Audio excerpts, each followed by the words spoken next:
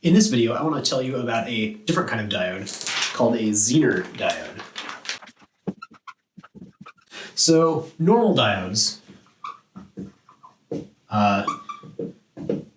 normal silicon diodes, we know, have a current versus voltage graph that looks like this. It goes, it's this exponential that goes up around, roughly 0.7 volts, and then it's really close to zero out to what we call the negative breakdown voltage that might be, minus 50 to 100 volts or something in that, it could be more or less. And this is what we call the breakdown voltage, the reverse breakdown voltage.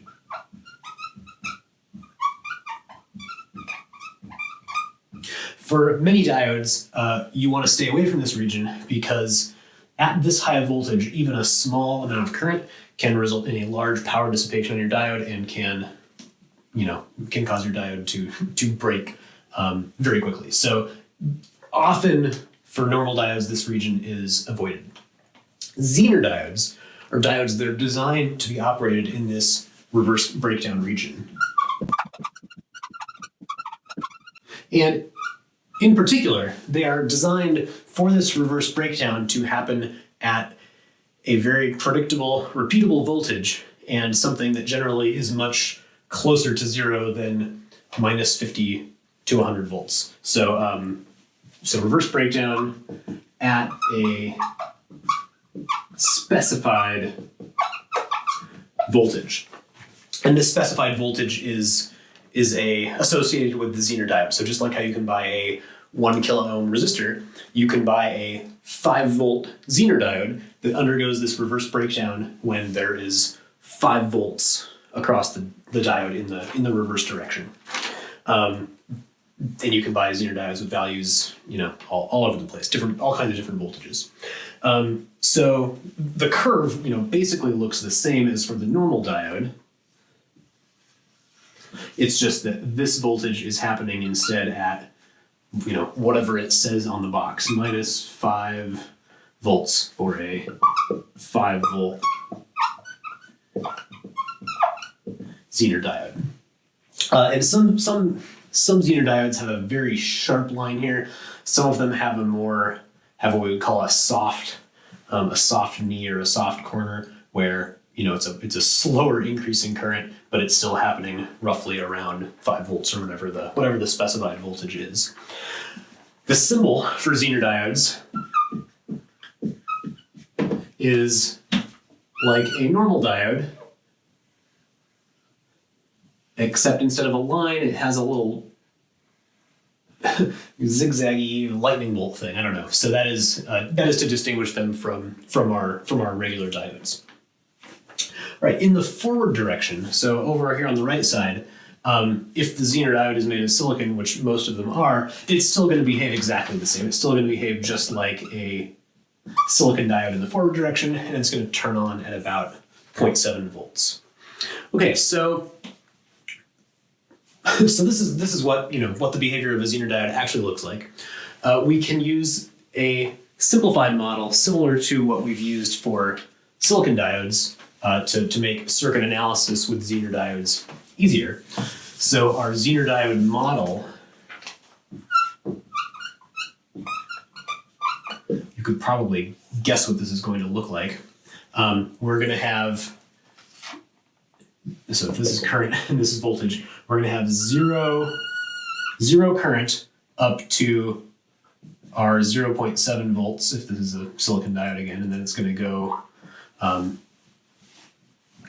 up with a vertical slope, infinite slope, so that the voltage is always 0.7 volts if there's current flowing in the forward direction.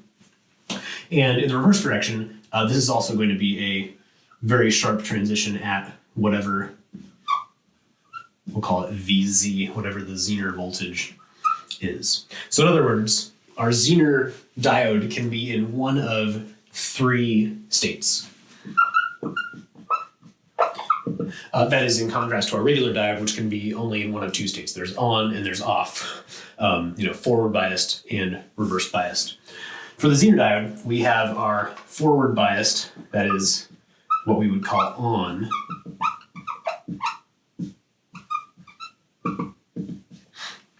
And for this, so this is for voltages on the right side of this graph.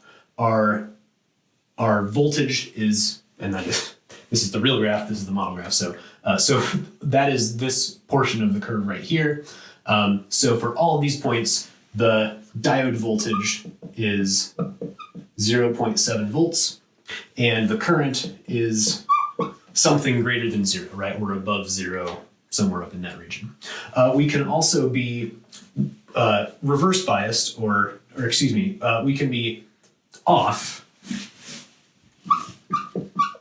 and that is where we're in this region when the current is equal to 0, and our diode voltage is less than 0.7 volts, but greater than whatever our Zener voltage is. Sorry, I should spread these out.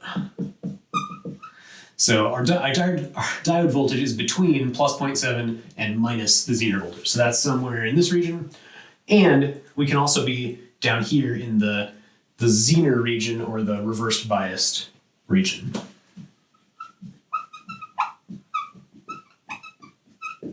So here, our voltage is equal to the Zener voltage, and the current is, some amount less than 0, whatever that is.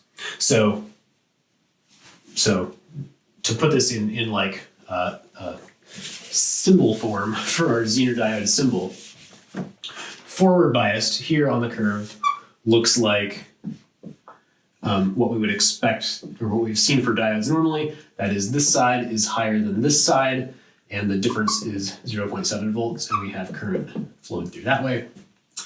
The reverse biased over here on the left side is like the opposite of this. Our diode has this side higher than this side, and here the voltage difference is the Zener voltage, and we have current flowing in the reverse direction. So Zener diodes are not the one-way components that our regular diodes are. We can, and in many circumstances do, have current flowing in one or the other direction, and they're designed to work in circuits like that, and we can take advantage of this property. So yeah, even though this is what we would consider the wrong direction for a diode, that's okay for the Zener diodes. They're allowed to do that. If there is current flowing that way, that does tell us what that reverse voltage drop is.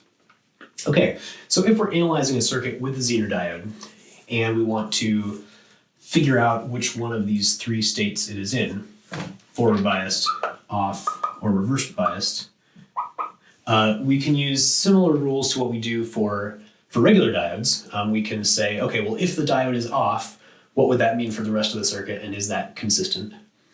Or we can say, oh, well, is the diode reverse biased, and what does that mean, and so on. So yeah, we'll do some examples of this, and you'll see that it is very similar to our analysis with regular diodes.